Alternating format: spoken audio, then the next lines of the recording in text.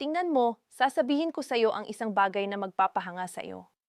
Sa eksaktong sandaling ito, milyon-milyong tao na higit sa 60 taong gulang ang gumagawa ng isang bagay araw-araw na nagre-reduce ng 37% sa panganib ng heart attack at stroke, nagpapabuti ng memorya, lumalaban sa depression at nakakapag-prevent pa ng cancer.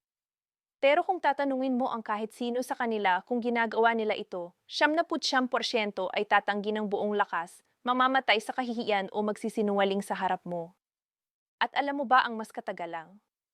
Habang kumakagatas ng bilyon-bilyong dolyar ang industriya ng gamot sa pamamagitan ng pagbenta ng mga madarang tabletas na nangangako na pagbutihin ang iyong sex life, ang praktikang ito na sinasabi ko ay ganap na libre. Walang side effect at pwede mong gawin mag-isa sa kaginhawahan ng iyong bahay. At inilagay ng kalikasan mismo sa iyong mga kamay ang kailangang tuol para roon. Nakuha mo ba ang ironya? Nga, alam ng mga doktor, napapatunayan ng mga siyentipiko sa isang pag-aaral, sa ibang pag-aaral, pero walang lakas ng loob na magsalita ng bukas dahil napakalaki ng tabuo. Kaya kung iniisip mong isara na ang video na ito dahil naunawaan mo na kung ano ang sinasabi ko, maghintay ka lang ng 1 minuto. Ang ire-reveal ko rito sa mga susunod na minuto ay maaaring magdagdag ng mga taon ng kalusugan at kalidad sa iyong buhay. At hindi ako nawala sa hwisyo. Ako ay doktor at ipapakita ko sa iyo ang pure at raw na science sa likod ng lahat ng ito. Kumusta? Ang pangalan ko ay Dra.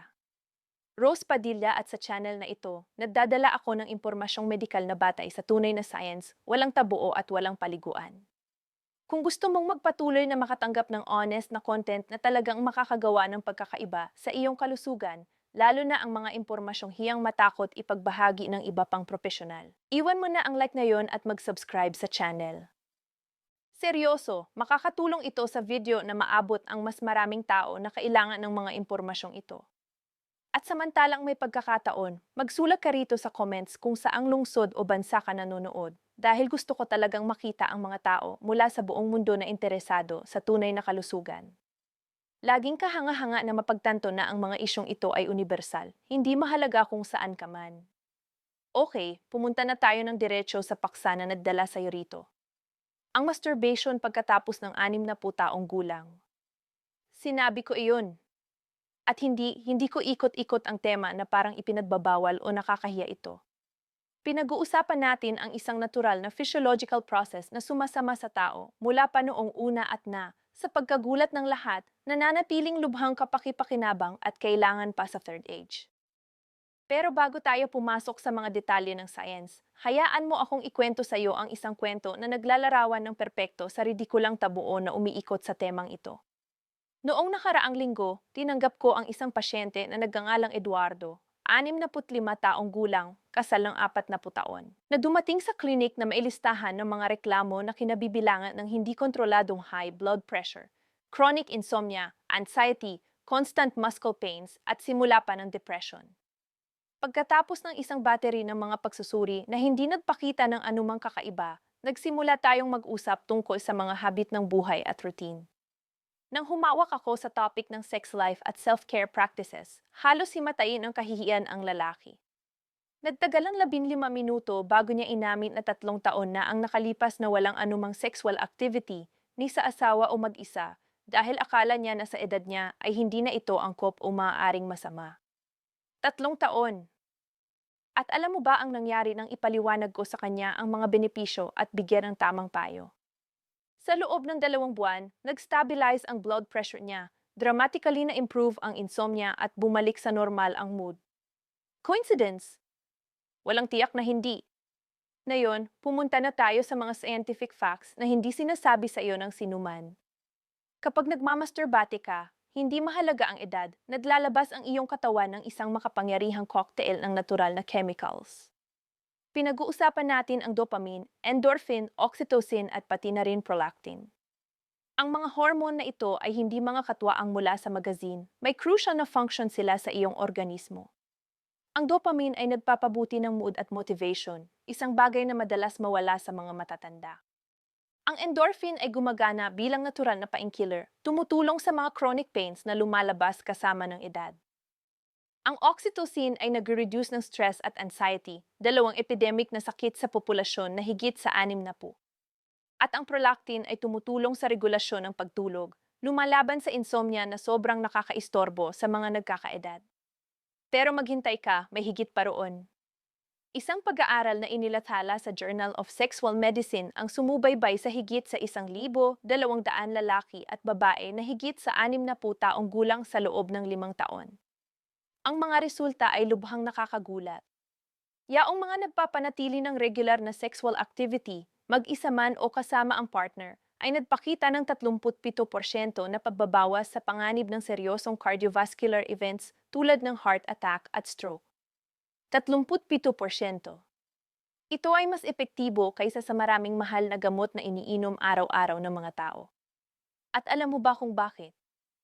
Sa panahon ng arousal at orgasm, malakas na bumibilis ang iyong puso ng malusog, nagdidilate ang mga blood vessels, malaki ang pagpapabuti ng circulation at ang buong cardiovascular system ay nakakatanggap ng natural na training. Ito ay parang exercise na hindi kailangang lumabas ng kama, literal. At bago pa man may magsabi na mapanganib ito para sa mga may heart problems, hayaan mo akong linawin. Para sa karamihan ng tao, kabilang ang mga may stable na heart conditions, ang sexual activity ay ligtas at pinapahusay pa. Siyempre, lading kausapin ang iyong doktor tungkol sa iyong specific condition, pero ang EVT na mapanganib ito ay kailangang tapusin. Isa pang malaking benepisyo ay ang prostate health sa mga lalaki. Maraming pag-aaral ang nagpapakita na frequent ejaculations, at dito ay nagsasabi tayo ng hindi bababa sa 21 beses bawat buwan ay maaaring magbawas ng hanggang 20% sa panganib ng prostate cancer. Ang pinakaakapit na teorya ay na ang regular na ejaculations ay tumutulong na linisin ang prostate ng mga potentially carcinogenic substances at nagre-reduce ng chronic inflammation. Kaya habang maraming lalaki ang akala na dapat silang huminto sa mga praktikang ito pagkatapos ng isang tiyak na edad, ang science ay nagsasabi ng eksaktong kabaligtaran. Sa mga babae, ang kwento ay kasing hanga-hanga. Ang regular na masturbation ay tumutulong na mapanatili ang vaginal health, lalo na pagkatapos ng menopause, kapag ang pagbaba ng estrogen ay maaaring magdulot ng vaginal atrophy, dryness at discomfort. Ang sexual activity ay nagpapataas ng blood flow sa area, nagpapanatili ng healthy at elastic na tissues, at tumutulong pa sa natural na lubrication. Ang mga pasyente ko tulad ng Ginang Maria, 68 taong gulang, ay nagre-report ng significant na pagpapabuti sa mga sintomas ng vaginal atrophy sa simpleng pagpapanatili ng active sex life, mag-isa man o hindi. Pero marahil ang pinaka-underestimated na benepisyo ay ang cognitive. Kapag nagkakaroon ka ng orgasm, halos lahat ng areas ng iyong utak ay nagliliwanag ng sabay-sabay. Ito ay isa sa mga pinaka-complete na activities neurologically speaking. Ang mga pag-aaral sa neuroimaging ay nagpapakita na ito ay nag-stimulate ng regions na responsable sa memorya, learning, emotions at pati na rin sa decision-making. Para sa isang populasyon na nag-aalala sa dementia at cognitive decline, ang pagpapanatili ng praktikang ito ng regular ay maaaring maging isang masarap at libre na paraan ng pag-exercise sa utak. At hindi natin makakalimutan ang mental at emotional health. Ang loneliness at depression ay mga tahimik na epidemic sa mga matatanda. Marami ang nawalan ng partners, naiiwan sa social isolation, nakakaramdam na nawala ang purpose.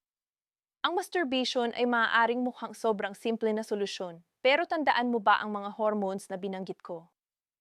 Sila ay direktang lumalaban sa depressive at anxious symptoms. Bukod doon, ang pagpapanatili ng positive connection sa sariling katawan at sexuality ay fundamental para sa self-esteem at sense of vitality sa anumang edad. Ngayon, pag-usapan natin ang mga elepante sa kwarto. Una, maraming tao sa age bracket na ito ay lumaki sa isang extremely repressive na edukasyon tungkol sa sexuality. Natutunan nila na ito ay kasalanan, madumi, nakakahiya. Ang pagdadala ng mga belief na iyan sa loob ng mga dekada ay lumilikha ng napakalaking psychological barrier. Pangalawa, may horrible social prejudice na tinatrato ang mga matatanda bilang asexual beings. Parang pagkatapos ng 60, otomatikong nawawala ang lahat ng interest at right sa healthy sex life. Ito ay hindi lamang mali kundi nakakasama pa. Ang katotohanan ay ang sexual desire ay maaaring at dapat magpatuloy sa buong buhay, kahit na sa iba't ibang intensities. Ang ilang matatanda ay may high na libidos, ang iba ay moderate at okay lang iyon lahat. Ang mahalaga ay hindi pigilan ang isang natural na bagay dahil sa hiya o prejudice. Kung humilingi ang iyong katawan, kung may ganang ikaw, kung nagdadala ito ng pleasure at relief, pagkatapos ay walang medical o moral na dahilan para huminto. Siyempre na kailangan nating pag-usapan ang ilang practical cares. Ang adequate lubrication ay essential, lalo na para sa mga babae pagkatapos ng menopause.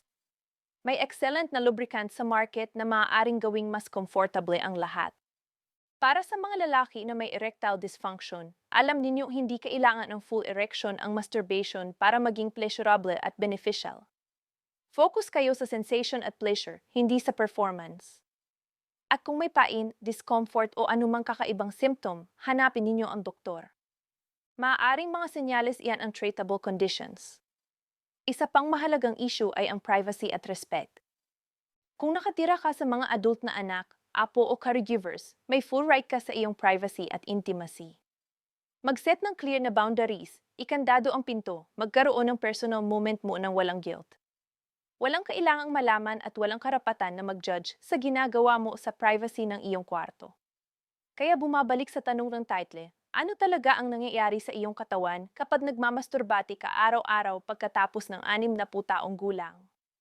Nagpapabuti ka ng iyong cardiovascular health, nagre-reduce ng cancer risk sa prostate, nagpapanatili ng vaginal health, nag-stimulate ng iyong utak, lumalaban sa depression at anxiety, nagpapabuti ng sleep quality, nagpapawi ng chronic pains at nagpapanatili ng healthy connection sa sariling katawan at sexuality. Basically, nagpa-practice ka ng preventive medicine sa pinaka-natural at pleasurable na paraan. At sila'y nagtatago nito sa iyo.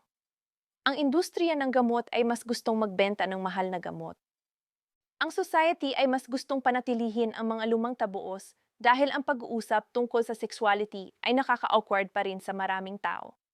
Pero ang science ay narito, malinaw at objective, na nagpapakita na ito ay isa sa pinakamahusay na bagay na pwede mong gawin para sa iyong kalusugan sa phase na ito ng buhay.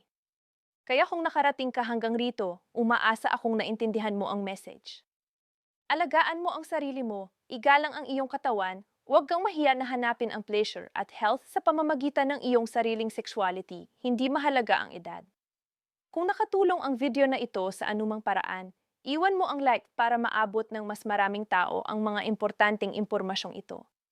Mag-subscribe sa channel kung hindi ka pa, dahil magpapatuloy akong magdala ng honest at science-based na contents tungkol sa mga tunay na mahalagang topics para sa iyong kalusugan. At magsulat ka rito sa baba kung saan ka nanonood. Gusto ko talagang malaman na ang mga impormasyong ito ay umaabot sa mga tao sa buong mundo. Hanggang sa susunod na video at tandaan, ang sexual health ay integral health.